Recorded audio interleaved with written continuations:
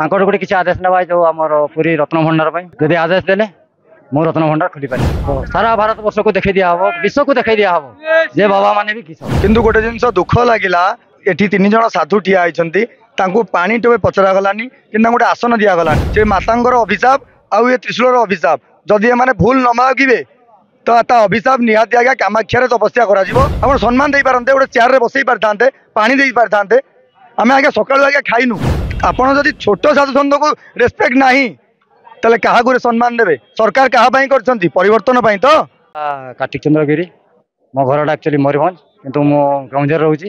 କେଉଁଝରରେ ମୋର ନିଜ ଧାମ କରିଛି, ବଜରଙ୍ଗୀ ଧାମ, ଯାହା ଆଜି ଭଗବାନଙ୍କର। ତ୍ରିଶୂଳ ଏବଂ ଗଦା ଧରିଛନ୍ତି, କଣ ବାର୍ତ୍ତା ଦେବେ? ମୁଁ ଏଇଠି ଆସିଥିଲି ମୁଖ୍ୟମନ୍ତ୍ରୀଙ୍କୁ ଭେଟ କରିବା ପାଇଁ, ଯାହା ଭେଟ ହେଲା ହେଇ କିନ୍ତୁ କାମ ହେଇପାରିଲା ନାହିଁ। ତାଙ୍କର ଗୋଟେ କିଛି ଆଦେଶ ନେବା ଯୋଉ ଆମର ପୁରୀ ରତ୍ନଭଣ୍ଡାର ପାଇଁ ଯଦି ଆଦେଶ ଦେଲେ ମୁଁ ରତ୍ନଭଣ୍ଡାର ଖୋଲିପାରିବି। ଏଠି ମୋର ଅଛି, ପ୍ରଭୁଙ୍କର ଆଶୀର୍ବାଦ ଅଛି। ମୁଁ ସେଇପାଇଁ ଆସିଥିଲି ଭେଟ ଭାଟ କରିବା ପାଇଁ। ଆଉ ଯାହା ବି ହଉ, ଯାହା ବି ଯେମିତି ହେଲେ ଭେଟ ଟିକେ ହେଲା, କିନ୍ତୁ ସବୁ ସମାଚାରଟା ତ ଆପଣମାନଙ୍କ ଜରିଆରେ ହବ। ଆଉ ତାଙ୍କ ଟିକେ ଭେଟ କରିବା ଥିଲା, ଭେଟ ହେଇପାରିନି, ଅପେକ୍ଷାରେ ଅଛୁ। ଭାରତୀୟ ଜନତା ପାର୍ଟି ସରକାର ଗଠନ କଲା, କଣ କହିବେ? ବହୁତ ଭଲ ଆଜ୍ଞା, ଆମେ ଚାହୁଁଥିଲୁ ଯୋଉଟା ଚାହୁଁଥିଲେ ସେଇଟା ହିଁ ହେଲା। ପରିବର୍ତ୍ତନ ନିଶ୍ଚିତ ହେଇଛି, ଗାଁ ପୁରା ସାରା ଓଡ଼ିଶା ଭାରତରେ ବି ଖୁସି ଅଛନ୍ତି। ରତ୍ନଭଣ୍ଡାର ଚାବି ଖୋଲିବ? ହଁ ନିଶ୍ଚିତ ଭାବରେ ଖୋଲିବ, ନିଶ୍ଚିତ ଖୋଲିବ। ମୁଁ ଖୋଲିବି ଆଜ୍ଞା, ମୁଁ ଖୋଲିବି। ମୁଁ ଆସିଛି, ଆଦେଶ ଦେଲେ ଓଡ଼ିଶାବାସୀ, ଓଡ଼ିଶା ସରକାର ଆଦେଶ ଦେଲେ ସାରା ଭାରତ ବର୍ଷକୁ ଦେଖେଇ ଦିଆହବ, ବିଶ୍ୱକୁ ଦେଖେଇ ଦିଆହବ ଯେ ବାବା ମାନେ ବି କିସ। ଆଜି ଆସିଥିଲେ ମୋଦିଙ୍କ ସହିତ ଦେଖା କଲେ, କଣ ବହୁତ ଭଲ ଲାଗିଲା ଦେଖା।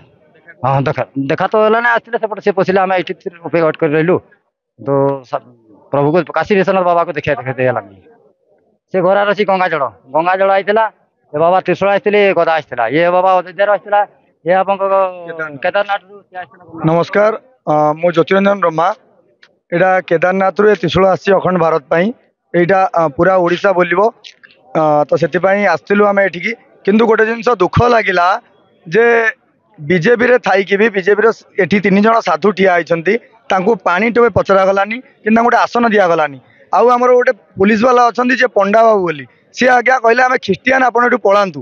ମାନେ କିଭଳିଆ ଏଠି ବିଜେପି ସରକାର ଥାଇକି ବି ସାଧୁ ସନ୍ଥ ମାନଙ୍କୁ ରେସ୍ପେକ୍ଟ ନାହିଁ। ତ ତାର ଆଜ୍ଞା ଗଙ୍ଗା ଜଳ, ସେ ମାତାଙ୍କର ଅଭିଶାପ ଆଉ ଏ ତ୍ରିଶୂଳର ଅଭିଶାପ, ଯଦି ଏମାନେ ଭୁଲ ନ ମାଗିବେ ତ ତା ଅଭିଶାପ ନିହାତି ଆଜ୍ଞା କାମାକ୍ଷାରେ ତପସ୍ୟା କରାଯିବ।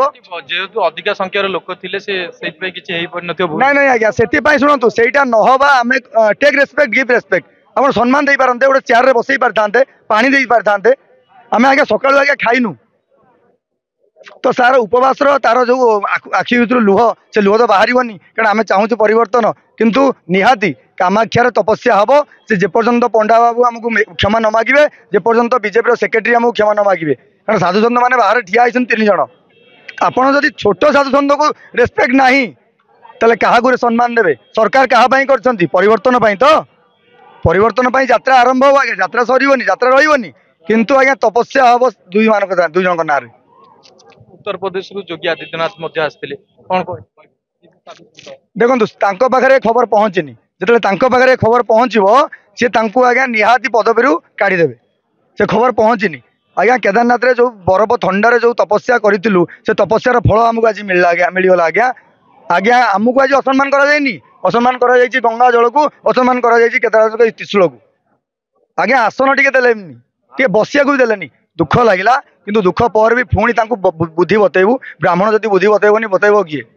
ବିଶ୍ୱଗୁରୁ ଯଦି ସନ୍ନ୍ୟାସ, ସାଧୁ, ବ୍ରାହ୍ମଣ ଏଇମାନେ ଯଦି ଶିକ୍ଷା ନଦେବେ ତ ତାଙ୍କ ବୁଦ୍ଧି ଉତ୍ତୟ ହବନି।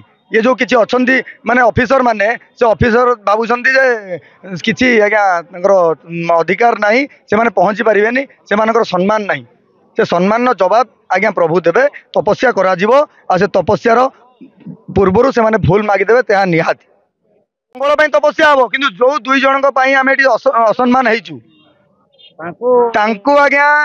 तपस्या हम आज्ञा बीजेपी सरकार विश्वर कल्याण अखंड भारत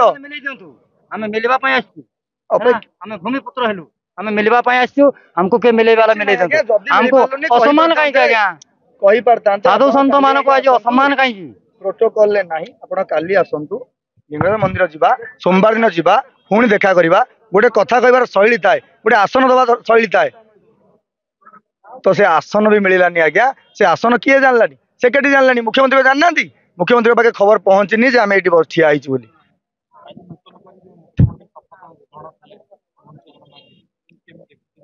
आज्ञा कहली परा काली आज्ञा न्यूज रे आमे कहि सारिचु चुटीरू बेक पर्यंत होउछन्ती ब्राह्मण को चिंताधारा हाथ रु आपणकर नाई पर्यंत हूँ कौन क्षत्रिय चिंताधारा ता तले हूँ शुद्ध चिंताधारा तो गोटे मनुष्य ब्राह्मण माने क्षत्रिय हरिजन समस्त अच्छा तो से भाई आम हरिजन हेले केमती आदिवासी हेले केमती सी आम निज भाई आम गोटाए परिवार सी हूँ बीजेपी परिवार गोटाए परिवार सी हूँ सनातन परिवार गोटाए परिवार सी हूँ अखंड भारतर परिवार तो ये असम्मान आज्ञा दुख लगिला से दुखटी केवल मुख्यमंत्री नुह से दुखटी बीजेपी नुह से दुख हूँ से पंडा जी पुलिस बाबू अच्छा आउ जी आम बीजेपी सेक्रेटरी ओडिशार अच्छा जानिला पर भी आज्ञा गोटे आसन मिलानी दुख लगिला से दुखर निहात अंत हम कोठु आस्थिले आपण मु आज्ञा जाजपुर आसती इच्छा थिला मो इच्छा थिला आज सीएम सार को आज आम बीजेपी नुआ सीएम सार जी अच्छा मोहन चरण माझी सार को दवाई गंगा जल किंतु गंगा जल ठीक से सहित